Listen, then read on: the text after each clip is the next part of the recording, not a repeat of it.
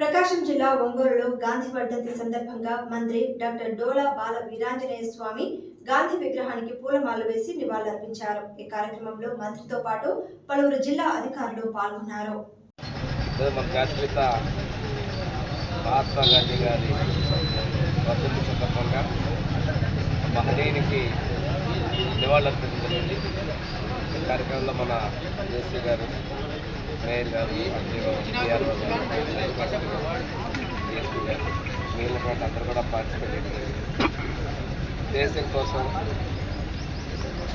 స్వాతంత్రం కోసం కృషి చేసినటువంటి ఒక మహనీయులు, జాతి మొత్తం కూడా జాతిపితగా ఉన్నటువంటి మహాత్మా గాంధీ గారికి ఆ రోజు జరిగినటువంటి మరణం అనేది కొంచెం బాధాకరమైన సంఘటన.